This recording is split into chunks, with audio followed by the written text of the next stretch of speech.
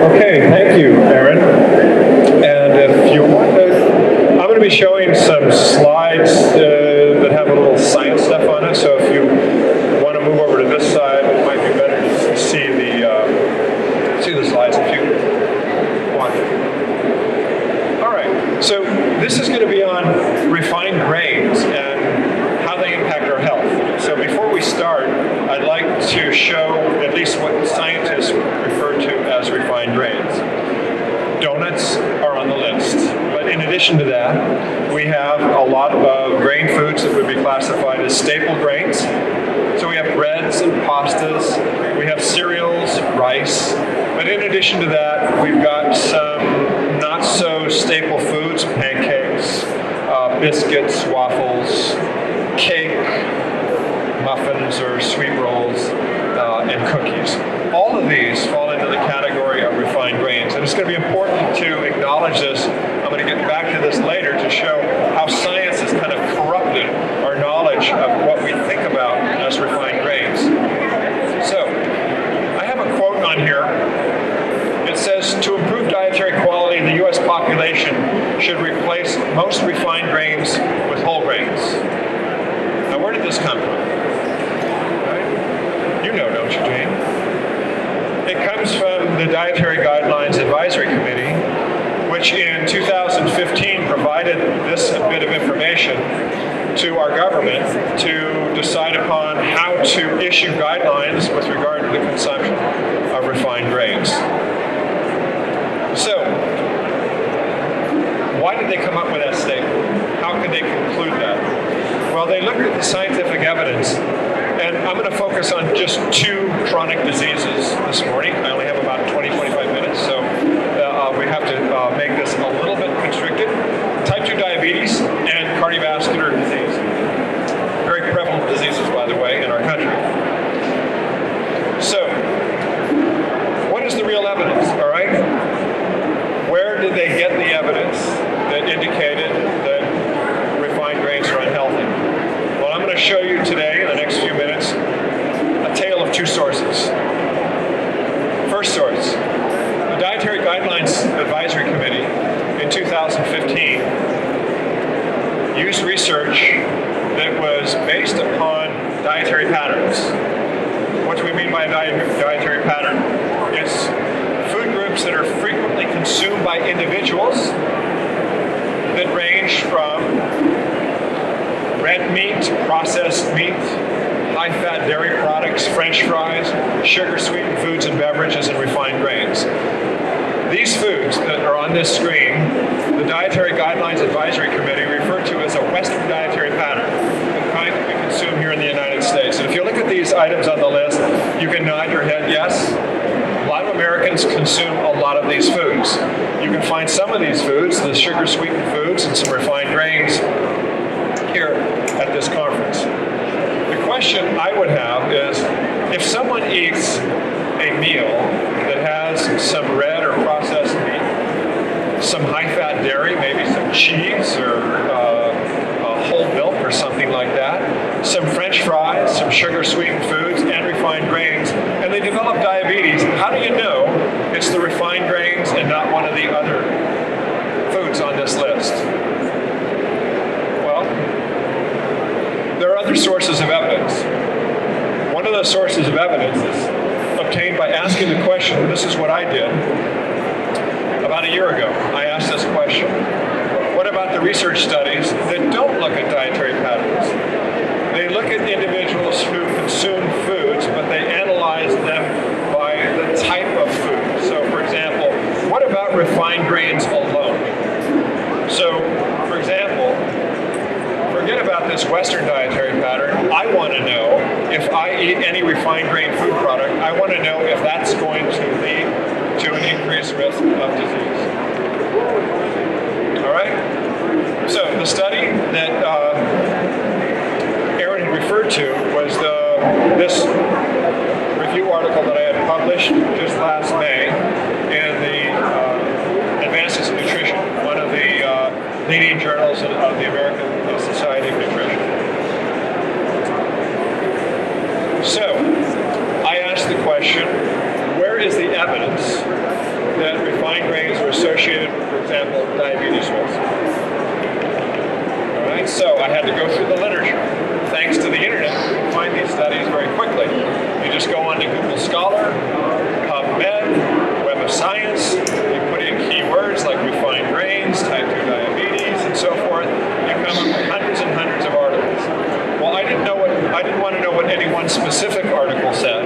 I wanted to know what collectively the science in general had to say about this. So I focused only on the large meta-analyses that had been done that had collectively reviewed all the studies that have been published on this topic. So I didn't leave out a single study in this analysis. So I'm going to show a series of slides. Now these are the sciencey slides I mentioned, in which researchers take groups of people. These are populations you may have heard of some of, like the Framingham Heart Study, the Nurses' Health Study, the Health Professions Follow-Up Study. These studies usually have thousands, if not tens of thousands, sometimes over 100,000 participants in these studies. They find out what they eat. They have them fill out dietary records. And they ask them how they eat over a course of a few days, including a weekend day. And then they follow them up, sometimes for 5 or 10, 15, 20 years or longer.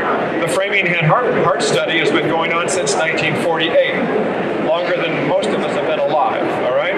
So we have a lot of data on individuals who have self-reported what they eat and the outcomes. Then what the researchers do is they take individuals who report that they consume almost no refined grains and compare them to individuals who report that they consume lots of refined grains. And I'm talking by lots, I'm talking about 6, 7, 8 servings a day of refined grains. Then they compare them over time and find out whether or not they differ with respect to their incidence of diabetes. So this slide here, it has a couple studies I'll fill in just a moment.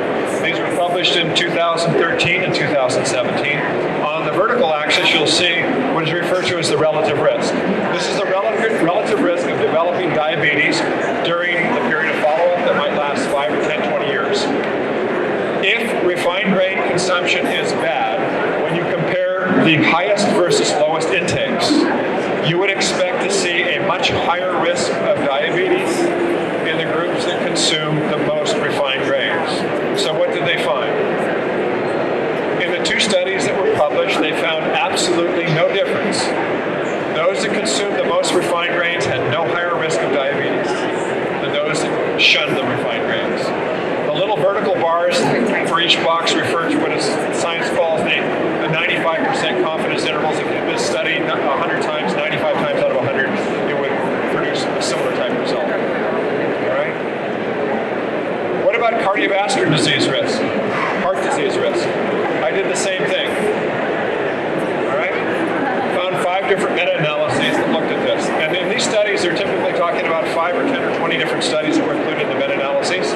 Sometimes totaling, participant total might be well over 100,000, sometimes close to 1 million participants. Here's that 1.0 relative risk. We're looking at for anything above or below that significantly deviates from that red line. And you'll see that as I fill in the studies here, they do tend to fall a little bit above that, granted, but the risk is so low that they're not statistically significantly different from the groups that consume almost no refined grains. So what this means is, statistically speaking, you cannot make the statement that refined grains increase the risk of cardiovascular disease. You might ask, why do I have a colored bar on the far right side that is lavender and not the green? This is one study. When I went back and investigated all the studies it had reported on, I found an error in their methodology, so I indicate that as a kind of a flawed study. All right? So, what about dose response? In other words, if I go from a low consumption to a high consumption, what do I get? All right? This means, if you take a look at this, the red line is at 1.0, and the dark line here right in the middle that has dashed lines above and below it, this is the relative risk as you move from almost no consumption of refined grains out to in excess excess of 300 grams a day of refined grains. You see that black line, the solid black line that falls almost right over the red line indicates there is no appreciable risk associated with the consumption of up to 300 to 350 grams of refined grains a day. Now, how much is that? Well, 350 grams is about 3/4 of a pound, about 12 ounces. One slice of bread, depending upon the loaf, might range from 35 to 50 grams. So what this means is that individuals who consume up to about 10 to 12 slices of bread a day equivalent had no increased risk of cardiovascular disease. What about stroke? Another major problem in the United States. Here are the 4 meta-analyses that have been published. Absolutely no risk of stroke whatsoever associated with refined grain intake. Given a time. All right? So what do we have so far is that I've shown you studies on diabetes, cardiovascular disease, heart disease, stroke. Collectively, they show no increased risk. So let's go back to that slide I showed a few moments ago. The 2015 Dietary Guidelines Advisory Committee said that there was moderate to strong evidence that consuming refined grains increases your risk of either type 2 diabetes or cardiovascular disease. What I have shown you is that their reliance on a Western dietary pattern analysis almost guaranteed they would find this relationship. And why? Because if you look at the literature, you find that consumption of red meat, processed meat, high-fat dairy, French fries, and so forth, the other ingredients in the Western dietary pattern, they're more routinely associated with increased risk. Refined grains and diabetes, no. Refined grains and cardiovascular disease, no. All right? So, what about just dying from anything? Any cause, not just cardiovascular disease, not just diabetes, but any cause. Now, if you ask the average nutritionist, the average health professional in this area, they would say that yes, refined grains, at least as I've defined so far with all those foods, the staple grains, the indulgent grains, they would invariably tell you, if you ask all the members of the 2015 Dietary Guidelines Committee, these are amongst the most esteemed nutritionists in the world. You ask them that question, they would say, yes, there is a relationship there. And if you have a higher risk of vascular disease or diabetes, you should have a greater chance of dying prematurely. I found 2 studies, 2 meta-analyses that asked that question. So now they were looking at not just disease incidence, they were looking at the chances of dying prematurely during the follow-up from any cause. Vascular disease, diabetes, cancer, you name it. Nothing there, folks. There's absolutely nothing there. So when you look at all the evidence, there's not really any good scientific evidence when you examine refined grain intake alone to suggest that it increases your risk of any chronic disease or dropping dead from a heart attack. All right? So you might ask the question, well, in these studies, how were refined grains defined? Every single study I mentioned here showed refined grain intake was not associated with increased risk of premature death or chronic disease. Well, how were they defined? All of them included what we call staple grains, your cereals, your pastas, bread, rice, and so forth. They also had, the more indulgent grains that I listed before, and donuts. So even the studies that included grains on the right-hand side of that screen and grains on the left-hand side found that there was no relationship to consumption of any of these products and increased risk of diabetes or heart disease and stroke. All right? What we have here is a failure to communicate. An absolute failure to communicate the refined grain consumption and its alleged risk. Entirely guilt by association. All right? So the assumed health risks associated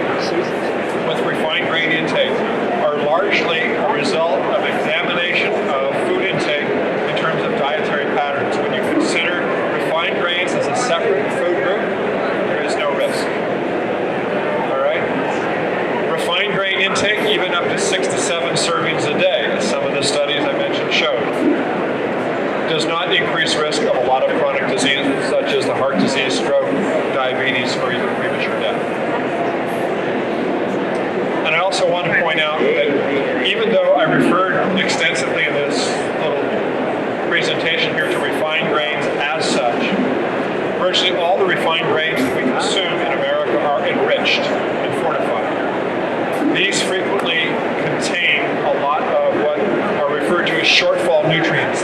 These are nutrients that are essential to health that are added back into the refined grains to a level that sometimes exceeds that of whole grains.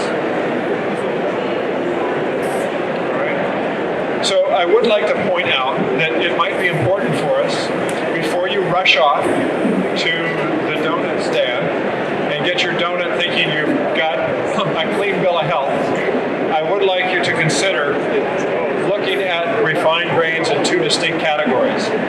The more staple grains that I mentioned, breads, pastas, cereals, and so forth, and on the right-hand side, the more indulgent grains. I should point out, in some of the studies that did assess this, the majority of grain intake from the refined category did come from the staple grains.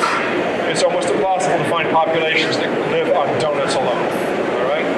As much as we'd like to think that we could. So it might be worthwhile, in taking this in context, to think about grain intake both on the staple grain side as well as the refined grain side, or the indulgent grains. All right. We're at about 11:20. We've got some time for questions.